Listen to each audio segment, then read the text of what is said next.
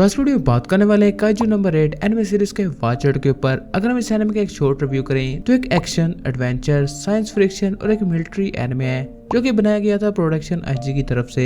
अगर हम इस एनिमे की बेसिक स्टोरी के ऊपर बात करें तो इसकी स्टोरी बेस है जापान के ऊपर, जहाँ पर कई सालों से बड़े बड़े डेमंस और मॉन्स्टर अपीयर्स हो रहे हैं जिन्हें काइजूस के नाम से बुलाया जाता है, जो कि आपको काफी हद तक गॉडजिला की याद दिलाएंगे। ये जापान में कहीं भी अपीयर हो जाते हैं और वहाँ पर डिस्ट्रक्शन करना शुरू हो जाते हैं। तो इन बड़े बड़े काइजूस के खिलाफ लड़ने के लिए एक डिफेंस फोर्स बनाई जाती है जो कि इन काइजूस को मारती है और जापान के लोग इन्हें अपना हीरो मानते हैं। तो इसके बाद होती है हमारे एनिमे के मेन कैरेक्टर की एंट्री, जिसका नाम है काफका हिबिनो, जिसका काम शुरू होता है किसी भी काइजू के मरने के बाद उसके वेस्ट मटेरियल को ठिकाने लगाने का, जो कि बहुत ही डिफिकल्ट और पेनफुल वर्क होता है। लेकिन स्टिल काफका का ये ड्रीम होता है कि वो एलीट डिफेंस फोर्स ज्वाइन करे और काइजूस को मारे और रियल मीनिंग्स में एक हीरो बन के दिखाए, जिसके लिए वो हर साल टेस्ट देता है और नियरली हर साल ही फेल हो जाता है। और इतनी ज्यादा दफा फेल होने की वजह से अब उसकी एज भी उसके लिए प्रॉब्लम बनना शुरू हो जाती है और उसके बाद सिर्फ एक लास्ट अपॉर्चुनिटी बचती है। तो एपिसोड 1 में हमें दिखाया जाता है कि हमारे एनिमे के मेन कैरेक्टर के अंदर अनएक्सपेक्टेडली एक छोटा काइजू चले जाता है,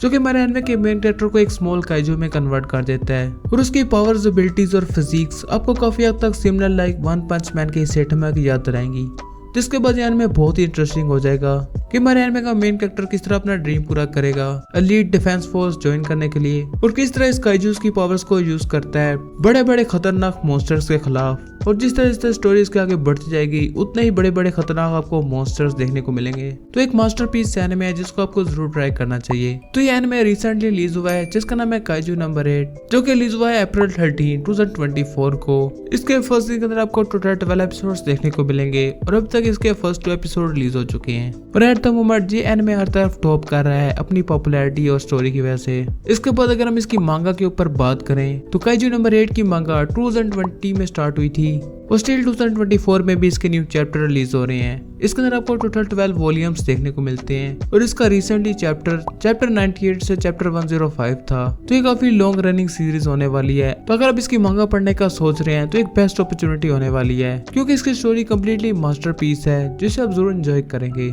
इसके अलावा इसके मोस्टली एपिसोड आपको इंग्लिश सब और डब, यहाँ तक कि भी हिंदी डब में भी देखने को मिल जाएंगे। बहुत सारे कमेंट लोग करते हैं कि इसके हिंदी एपिसोड कहाँ पर देखें। तो सबसे पहले तो ये क्रंची रोल पर अवेलेबल है। हर संडे को इसका एक न्यू एपिसोड रिलीज हो जाता है जो कि हिंदी डब में रिलीज होता है और इसके हिंदी डब बहुत ही मजेदार हैं, जो कि मैंने पर्सनली देखे हैं और एंजॉय किए हैं। तो काफी बेस्ट हिंदी डब है जिसे आपको जरूर ट्राई करना चाहिए। और स्टिल अगर आप क्रंची रोल के अलावा किसी दूसरे तरीके से हिंदी डब देखना चाहते हैं तो आप मेरे इंस्टाग्राम पर मुझे चैट कर सकते हैं। वहाँ पर आपको मैं कोई लिंक प्रोवाइड कर दूंगा जहाँ पर आप हिंदी डब एपिसोड देख सकते हैं। तो इस एनिमे का अभी तक का शॉर्ट वॉच ऑर्डर जैसे न्यू अपडेट्स आएंगी तो अपने यूट्यूब चैनल पर बता दूंगा। तो इस चैनल को सब्सक्राइब कीजिए ताकि आगे भी आपको बेस्ट एनिमे के अपडेट्स बताता रहूं। And thank you for watching my video.